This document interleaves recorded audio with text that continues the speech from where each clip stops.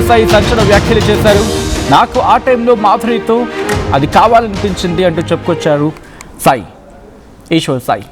ఆ సిచ్యువేషన్లో చేయక తప్పలేదు, ఒత్తిడి కారణంగానే, ప్రెషర్ అండ్ హెడేక్ వాటి కారణంగానే అలా జరిగిపోయింది అంటూ చెప్పుకొచ్చారు. నేను చేసింది తప్పే, నేను ఇప్పటికీ చాలా ప్రెషర్లో ఉన్నాను, నేను మీతో మాట్లాడుతున్నాను కానీ నా చేతులు వణికిపోతూ ఉన్నాయి. ఫోక్ డాన్సర్ మాధురి రాథోడ్తో భార్యకు రెడ్ హ్యాండెడ్గా దొరికిపోయాడు ఈశ్వర్ సాయి. సోషల్ మీడియాలో వైరల్గా మారింది ఆ వీడియో. తానేమి తప్పు చేయలేదు అన్నట్టు, అవును తానేమి తప్పు చేయలేదు అంటూ ఉన్నారు మాధురి రాథోడ్ కూడా. తనని ఇన్ఫ్యాక్ట్ మాధురి రాథోడ్ కూడా ఏం తప్పు చేయలేదు అంటూ చెప్పుకొచ్చాడు ఈశ్వర్ సాయి. తనని అనవసరంగా కొట్టారని ఈశ్వర్ సాయి చెప్పుకొచ్చాడు. భార్య శరణ్యపై పోలీసులకు ఫిర్యాదు చేశారు మాధురి. తప్పు ఎవరిదో తెలుసుకోకుండానే కొట్టారని మాధురి ఆవేదన వ్యక్తం చేస్తున్నారు. అయితే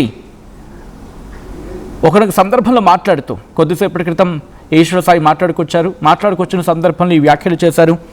నా చేతులు వణికిపోతున్నాయి కానీ నిజాన్ని చెప్పే ప్రయత్నం చేస్తాను అంటూ కూడా మాట్లాడుకొచ్చి, ఎస్ నేను చేసిందే తప్పే, నేను చేసింది అక్షరాల తప్పే, కానీ నాకు తప్పలేదు, ఇంట్లో ప్రెషర్ ఉంది అంటూ కూడా చెప్పుకొస్తూనే తన భార్య చేసింది కూడా తప్పే, వీడియో బయట పెట్టుకుని ఉండాల్సింది, నా కెరియర్ కూడా నాశనం అయిపోయింది, ఇప్పుడు ఆ అమ్మాయి కెరియర్ కూడా ఇబ్బందులో పడింది, మా ఇద్దరికి మహా అయితే ఒక 2-3 నెలల నుంచి మాత్రమే పరిచయం ఉంది, అంతే తప్ప అంతకన్నా ఏం లేదు. నాకు లిక్కర్ అలవాటు లేదు, నేను ఎప్పుడు తాగింది లేదు, 7 ఏళ్ళలో ఎప్పుడైనా అకేషనల్గా తీసుకుని ఉండొచ్చు కాక తప్ప రెగ్యులర్గా అయితే నాకేం అలవాటు లేదు అని చెప్పుకొచ్చాడు. తన కెరియర్ డ్యామేజ్ అని చెప్పి బాధపడ్డాడు. ఇప్పటికీ నేను అజ్ఞాతంలోనే ఉన్నాను, నా కుటుంబంతో లేను, ఇదంతా బయటపడింది, నాకు ఇంకా టైం కావాలి, నేను ఎవరితో ఇంకా ఆ షాక్ నుంచి ఇంకా పూర్తిగా కోలుకోలేదు, నేను మాట్లాడుతున్నానే కానీ నా చేతులు కాలు వణికిపోతున్నాయి. అఫ్కోర్స్ నేను చూస్తూ ఉన్నాను, నా గురించి సోషల్ మీడియాలో జరుగుతోంది, నా గురించి సోషల్ మీడియాలో మాట్లాడుతుంది, అంతా నేను వింటూ ఉన్నాను, అంతా చూస్తూ ఉన్నాను, కొన్ని చూస్తున్నాను వెంటనే పక్కన పెట్టేస్తున్నాను. అండ్ ఎస్ ఇలా చేయకపోయి ఉండాల్సింది, కానీ నాకున్న ప్రెషర్లో, నాకున్న హెడేక్లో నేను ఇంకా తప్పలేదు అని చెప్పుకొచ్చాడు. మాధురి అలాంటి అమ్మాయి కాదు, మాధురిని దయచేసి నిందించకండి, తన కెరీర్ ఇప్పుడు డ్యామేజ్ అయిపోతుంది, అండ్ నా కెరీర్ కూడా వచ్చిన ఆఫర్స్ పోయాయి, భవిష్యత్తులో ఆఫర్స్ వస్తాయో లేదో తెలియదు. సరే నేనైతే అబ్బాయిని ఎక్కడో చోటుకు వెళ్ళిపోతాను, విదేశాలకు వెళ్ళినా బ్రతికేస్తాను నేను, కానీ అమ్మాయి పరిస్థితి ఏంటి అని చెప్పుకొస్తూనే ఇలా అనేక అంశాల గురించి మాట్లాడుకొచ్చాడు. సో ఇంతకీ ఈశ్వర్ సాయి ఇంకా ఏమన్నాడు, ప్రస్తుతం ఈశ్వర్ సాయి బయటకు వచ్చి మాట్లాడతాడా, అండ్ మాధురి గురించి ఇంకా ఏమని చెప్పుకొచ్చాడు, డీటెయిల్గా తెలుసుకుందాం.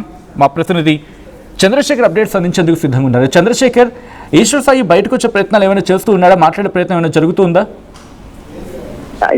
సచిన్, గత 4-5 రోజుల నుంచి సోషల్ మీడియాలో అలాగే మెయిన్ స్ట్రీమ్ మీడియాలో సైతం వైరల్ గా మారినటువంటి రచ్చ అనే దాని నుంచి బయటకు రావాలనేటువంటి ఉద్దేశంతో బయటకి వచ్చే ప్రయత్నాలు చేస్తున్నారు. ఏదైతే రాజన్న సిరిసిల్ల జిల్లా వేములవాడలోని ఒక ప్రైవేట్ రూమ్ లో ఇద్దరు రొమాన్స్ చేస్తూ దొరికినటువంటి ఘటనలో ఈశ్వర్ సాయి భార్య శరణ్య రెడ్ హ్యాండెడ్ గా కొంతమందితో వచ్చి పట్టుకోవడం, దాన్ని వీడియో తీసుకోవడం, చిత్రీకరించడం, గల్లా బట్టి గుంజుకెళ్లడం, ఆమె పైన దాడి చేయడం, దేహశుద్ధి చేయడం జరిగింది. ఇదంతా కూడా చకచకా జరిగిపోయినటువంటి క్రమంలో మాధురి రాథోడ్ షాక్ అయి కూర్చున్నటువంటి వీడియో ఒకవైపు సూపర్లను ఇస్తే ఏం జరుగుతుంది అనేటువంటి కోణంలో చర్చ జరుగుతున్నటువంటి నేపథ్యంలో ఒక్కొక్కరుగా స్పందిస్తున్నటువంటి పరిస్థితి. ముందుగా శరణ్య మాట్లాడింది, ఈమెకి ఈ ఫోక్ సింగర్స్ అంతా ఇంతే ఉన్నారు, యూట్యూబ్ డాన్సులు సాంగ్స్ పాడుతూ స్టార్ హోదా వచ్చిందని ఫీల్ అవుతున్నారా ఏమో, కానీ వీళ్ళంతా కూడా చాలా ఇల్లీగల్ యాక్టివిటీస్ లో చాలా బిజీగా గడుపుతున్నారు, వివాహేతర సంబంధాల్లో మునిగిపోతున్నారు, నాకు కుమారుడు ఉన్నాడు, నాకు ఎట్లా అన్యాయం చేయాలనిపించింది అని చెప్పేసి తీవ్రంగా మందలించడం జరిగింది. అదే సమయంలో 2 రోజులు కామ్గా ఉన్నటువంటి మాధురి రాథోడ్ వేములవాడ పోలీసులను ఆశ్రయించింది. నన్ను అనవసరంగా బదనాం చేశారు, నా తప్పే ఉన్నది, నా ఒక్కదాని తప్పేనా అంటూ ఆమె ఆవేదన వ్యక్తం చేస్తూ పలువురి మీద కేసు నమోదు చేయాలని చెప్పేసి పోలీసులకి కంప్లైంట్ చేసినటువంటి విషయం సైతం విదితమే సచిన్. ఈ క్రమంలో కొద్దిసేపటి క్రితమే ఈశ్వర్ సాయి సైతం స్పందించడం జరిగింది. అవును, నేను అట్లా ఆ టైంలో నాకు అది కావాలనిపించింది, ఆమెతో రొమాన్స్ చేయాలనిపించింది. దానిలో భాగంగానే అత్యధికంగా ప్రెషర్కు లోనయ్యాను. దానిలో అనేక ఇబ్బందులు ఉన్నాయి. ఒక రకంగా కొన్ని పాటలు ఈ మధ్యకాలంలో ఒక రోజుకు రోజే, ఒక రాత్రికి రాత్రే స్టార్డమ్ హోదా వచ్చేస్తున్నది. జానపద గేయాల్లో సింగర్స్ కి కావచ్చు, డాన్సులు చేసినటువంటి వాళ్ళకి, నటించినటువంటి వాళ్ళకి అనేక పుష్కలమైనటువంటి అవకాశాలు వస్తున్నాయి, డబ్బులు వస్తున్నాయి, పేరుకు పేరు వస్తుంది. ఈ క్రమంలో దీనిలో ప్రెషర్ కి లోనైనట్టుగా ఆయన అభిప్రాయం వ్యక్తం చేయడం జరిగింది కొద్దిసేపటి క్రితమే. దీనిలో భాగంగానే అది చేయక తప్పదు, నేను తప్పు చేశాను నాకు తెలుస్తూనే ఉంది, కానీ తప్పలేదు, చేశాను అనేటువంటి కోణంలో ఆయన స్పందించడం జరిగింది. క్రమక్రమంగా వీళ్ళంతా కూడా స్పందిస్తున్నారు. ఈ యూట్యూబ్ కి సంబంధించి ఫోక్ సింగర్స్, డాన్సర్స్, ఈ అసోసియేషన్ లో ఉన్నటువంటి సభ్యులందరూ కూడా 2 వర్గాలుగా చీలిపోయినటువంటి విషయం అయితే పెద్ద ఎత్తున రచ్చకు దారితీసిందని చెప్పుకోవచ్చు సచిన్. ఎందుకంటే కొంతమంది ఏమో ఈశ్వర్ సాయి చేసిన దానిలో తప్పేముంది, అది చాలా సహజంగానే ఉంది అనేటువంటి కోణంలో వీళ్ళిద్దరిని సమర్థించుకుంటూ మాట్లాడినటువంటి పరిస్థితి. శరణ్యని తప్పుపట్టారు. మరికొంతమంది ఏమో శరణ్య చేసింది కరెక్టే, ఎందుకంటే ఆమె సంసారం, ఆమె కుటుంబం, ఆమె కాపాడుకోవాల్సినటువంటి బాధ్యత ఆమె పైన ఉంటది. మాధురి రాథోడ్ది తప్పు, వీరంతా బరి తెగిస్తారా అనే కోణంలో మరికొంతమంది చర్చ జరిపినటువంటి పరిస్థితి. ఏకంగా శరణ్యకి కొంతమంది వార్నింగ్ సైతం ఇవ్వడం జరిగింది.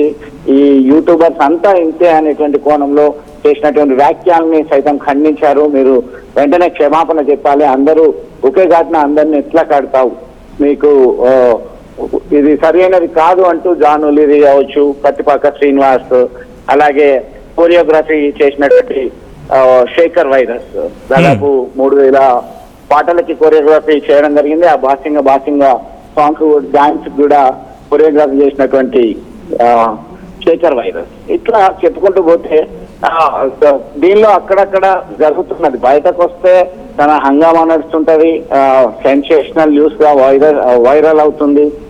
అందులో చాలా సహజంగానే క్యూరియాసిటీతో మాట్లాడుతూ చర్చించుకుంటున్నటువంటి పరిస్థితి అయితే గమనించవచ్చు. తాజాగా అంటే ఆమె కెరియర్ కి చాలా దెబ్బ అనేటువంటి కోణంలో సైతం మాట్లాడుకుంటున్నారు. ఈ ఇద్దరు కూడా ఒక టాప్ పొజిషన్ కి ఆల్మోస్ట్ ఫోక్ సాంగ్స్ కి సంబంధించి ఈ మధ్యలో హిట్ అయినటువంటి ఈ సాంగ్స్ లో సచిన్ వస్తుంది, డబ్బులు వస్తున్నాయి. ఈ క్రమంలో ఒక్కసారిగా డౌన్ ఫాల్ అయింది, పతనం స్టార్ట్ అయింది. ఇది జరిగి ఉండాల్సింది కాదు అని మరొక రకమైనటువంటి చర్చ జరుగుతుంది. మొత్తం మీద ఈ ముగ్గురు కూడా 3 రకాలుగా స్పందించడం జరిగింది. పోలీసులు ఏ విధమైనటువంటి చర్యలు తీసుకుంటారు, ఎట్లా ఉండబోతుంది అనేది మనం వేచి చూడాల్సిందే సత్యం. అంటే ఒక మాట వినిపిస్తోంది, భార్య అయితే ఈశ్వర్ని సపోర్ట్ చేసుకుంటూ వస్తూ ఉన్నారు. అండ్ ఈశ్వర్ కూడా ఇటు మాధురిది తప్పు కాదు, తన భార్య చరణిది తప్పు కాదు అంటున్నారు. తన తప్పు అని చెప్పి సమ్వాట్ యాక్సెప్ట్ చేస్తున్నారు. బట్ నాకున్న సర్కమ్స్టాన్సెస్లో లేకపోతే నాకున్న సిచ్యువేషన్స్లో అలా చేయాల్సి వచ్చింది అనేది ఇక్కడ ఈశ్వర్ సాయి చెప్పుకొస్తున్న పరిస్థితి ఉంది.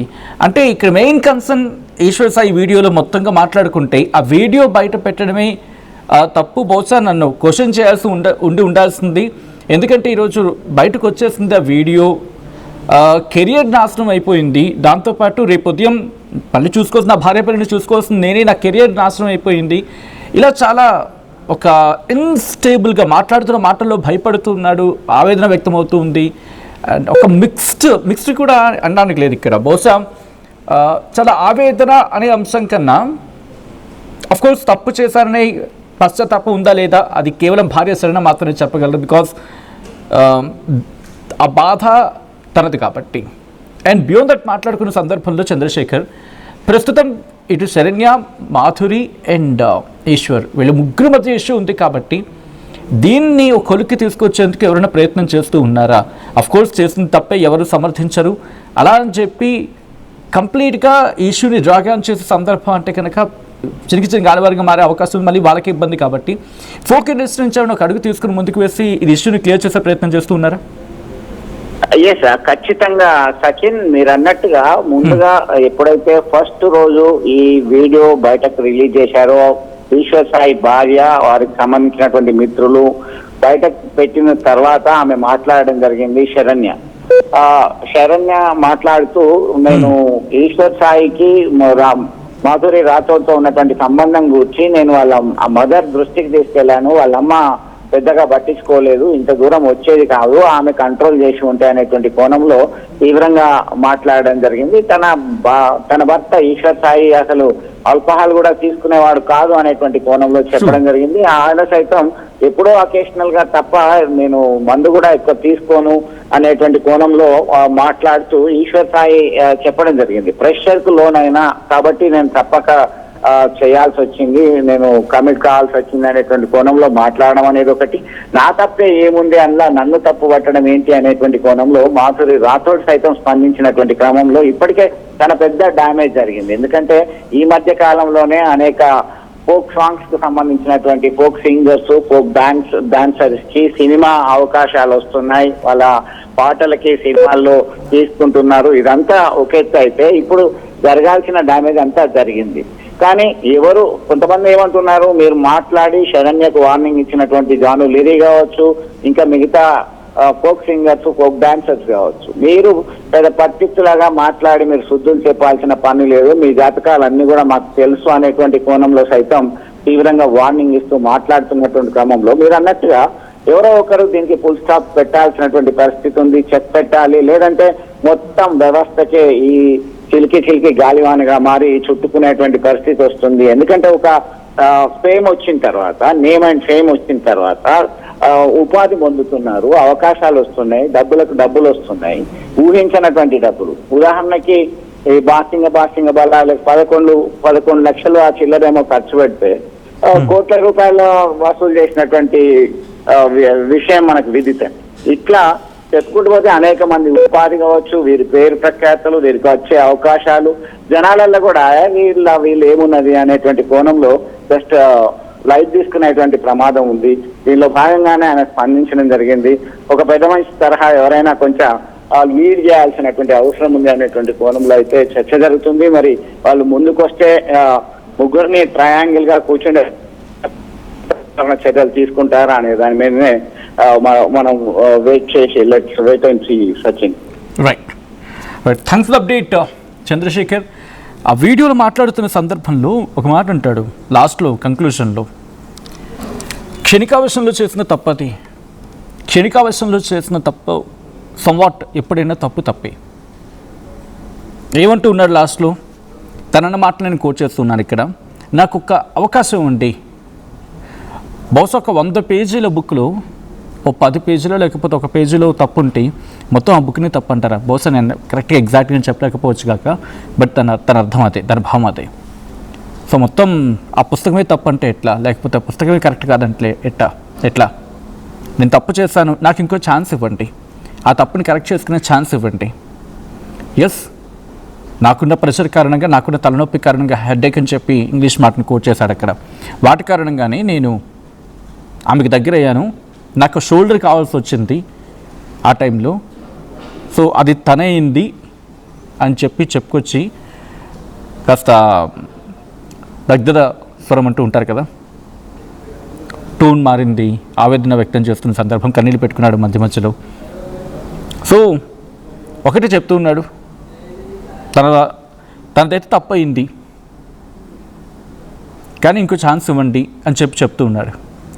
అండ్ నేను మిమ్మల్ని అడిగే ప్రయత్నం చేస్తున్నాను, బికాస్ ఇక్కడ ఆ భార్య తన గురించి మాట్లాడుకునే సందర్భం, ఎందుకంటే ఈ విషయం బయటపడింది కాబట్టి, లేకపోతే పరిస్థితి ఏంటి అనేది ఆన్ ద అదర్ హ్యాండ్ కూడా మాట్లాడుకుంటుంటున్నారు. ఒకవేళ బయటకు పడకపోయి ఉండుంటే,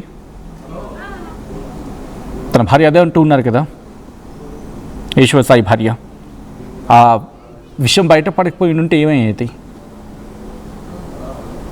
పెళ్లి చేసుకుని అనే అంశాన్ని గురించి కూడా అడిగితే అటువంటి ఇంట్రెస్ట్ ఏం లేదు, అటువంటిది ఏం లేదు అని చెప్పి, అఫ్కోర్స్ కాంటెక్స్లో చాలా మధ్య కాన్వర్జేషన్ జరిగింది అని చెప్పకుండా కొన్ని అంశాలను చెప్పుకొచ్చాడు.